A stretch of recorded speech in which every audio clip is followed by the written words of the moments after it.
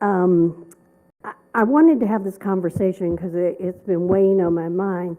Policy 1.24 deals with the appointed superintendent, and as we discussed at a previous meeting, there is language in here that talks to the school board about creating a process, procedure for selection of the new superintendent. And before I get too far into the weeds, I just want to say I believe that the superintendent, our interim superintendent, has been doing an admirable job. And I am relying on conversation that you had when you nominated Mr.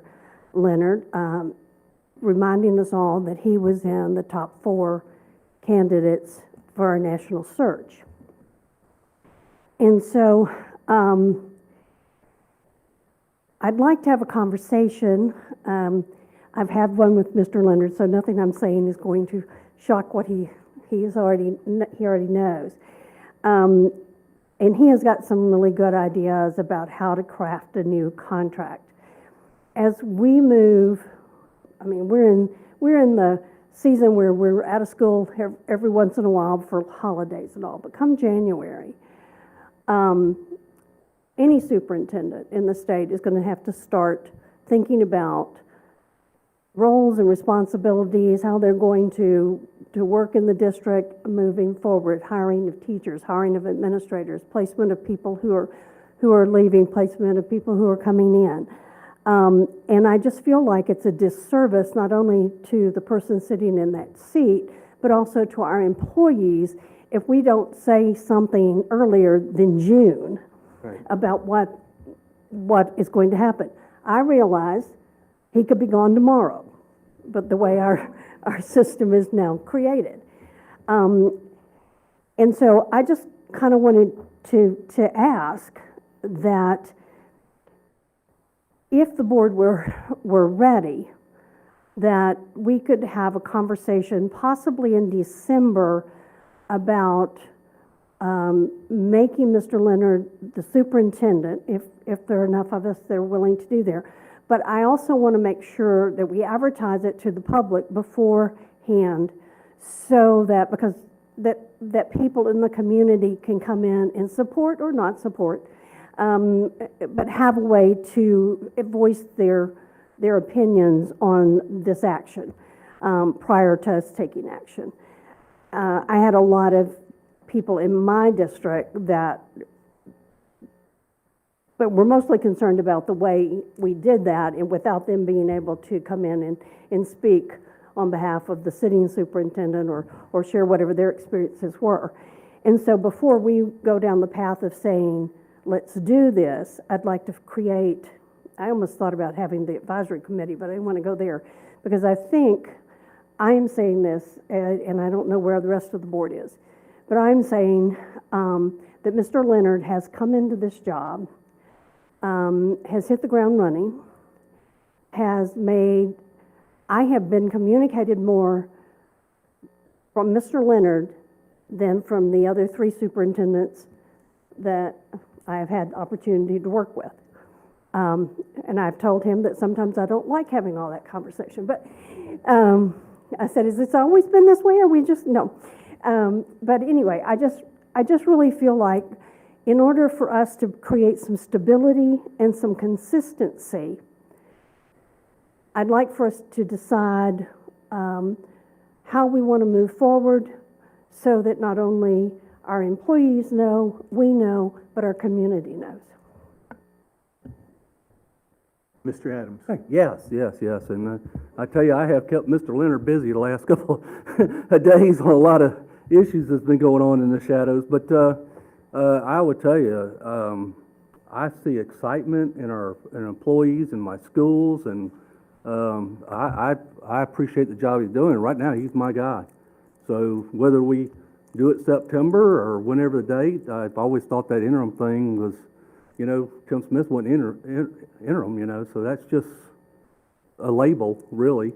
But right now, I am very pleased, and I'm looking forward to the Plan B that we've all talked about. We'll start on it. But so I agree with you, Patty. Maybe we need to give people a chance and set a date on the schedule and have the meeting and see what they all say. But I would tell you, the schools I'm walking, it's a different atmosphere this year. I don't know if the rest of the board agrees with me or not, so. Let me interject. I know that others may want to, but Ms. Hightower, would it be agreeable, or is this something that if we put a notice that there would be the discussion of extending a contract with Mr. Leonard in December, that would be part of the notice that went out as the agenda, and so people would have an opportunity to attend if they so desired? I believe that. And so that would cover what you're looking for to happen? Yeah, I just want I don't want us to just put it on an agenda and then do it. I'd like for nobody may come. But we've already had people come and speak in his favor already. So, we're gonna leave the other people some time. No. But I just, in some of the conversations I've had with him, I can see some of the things he'd like to move forward with, and I just would like to be able to say, we on the board agree that you are stepping into this position. And he, I don't know that he wants to talk about what his thoughts are about how the contract could be, but that's something that can happen, because he's got a vision for how you can put it in place, also knowing that it's only a contract and things can happen. But I think that's a, something, the December thing, put it out there. We're kind of putting it out there right now, and then that way by December they would know. Our December meetings at our regular time, right? It's on the December- regular date. Yeah, we moved that to the Friday, and it's 7. It's a Monday, but it's before the holidays. The meeting, Okay. the regular Just before board it's meeting. before the holidays. But the discussion would be at the workshop. I know. That would be at 7 o'clock on the 15th. Oh, that's right, it's 7 We combined, AM or PM? a.m. Oh, my friggin', we combined the two. y'all got some kind of conspiracy. You left. You le- Well, did I vote on you? You didn't have to. Did I? Where's Holly at? You got that in your minute? But in all seriousness, I think, yeah. Okay. I guess that's my only concern is, will people see that as us trying to do something while they're in holiday spirit? But would you rather, Well, I had a question, just for clarification.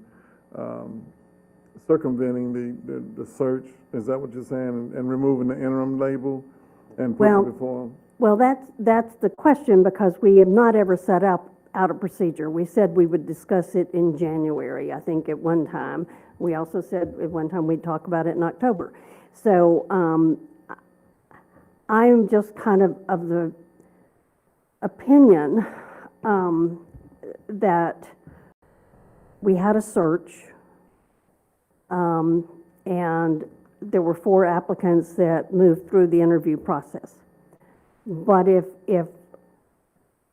we would like to have an abbreviated search where we open up, not hire like a search team, but open up a window for people to apply, create an advisory committee to look and vet and that kind of stuff.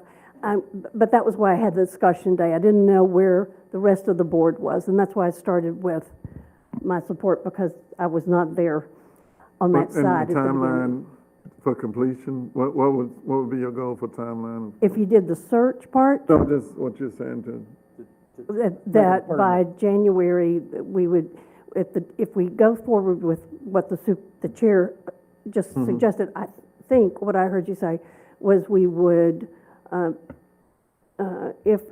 we would move to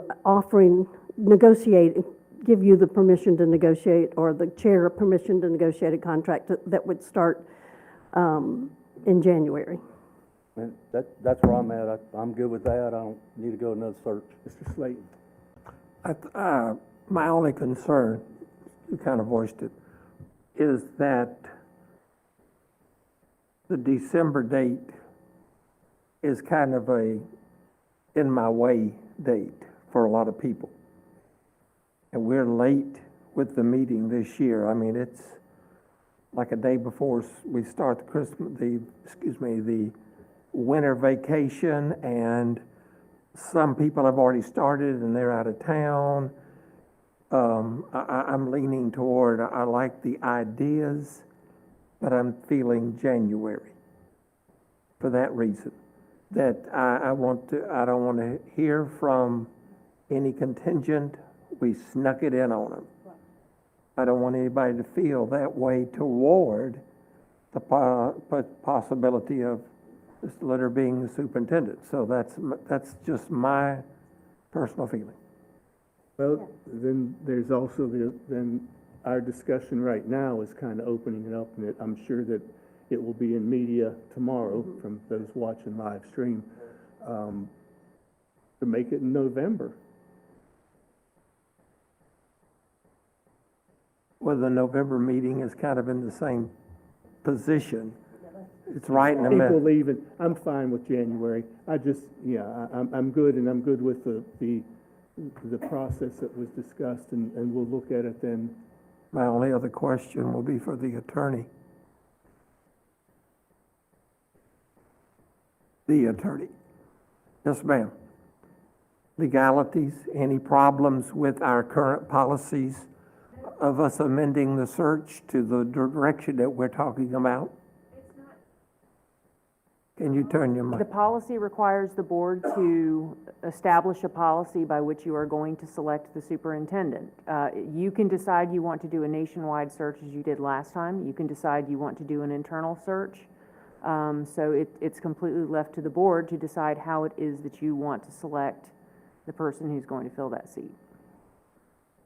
I like the way she phrased that, as we can decide to do an internal search. Well, and it has been, last spring, I believe there were 9 superintendents that were replaced, and half of them were replaced by the interim. The board, those counties stuck with the interim that they put in place, and so that's not out of line. Excuse me. If you look at the policy where it says adopt a procedure for selection of a new superintendent, and such procedure may include but is not limited to, and it lists a lot of things, seek input, advertise, establish process. But then the part that I was worried most about is 3, inform the public regarding the search for a new superintendent and provide for public input. So, while we may have a conversation about not doing a search because we have an internal candidate, we have someone who is serving. I think Flagler hired their interim, and there are many of them that have hired their interim. Basically for the same reasons that I just put forth.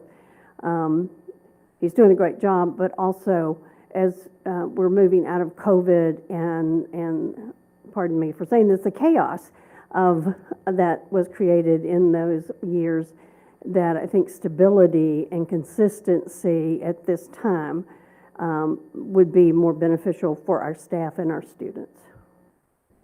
I also think that fiscally it would make sense too, because we spent an amount of money. Less than we budgeted.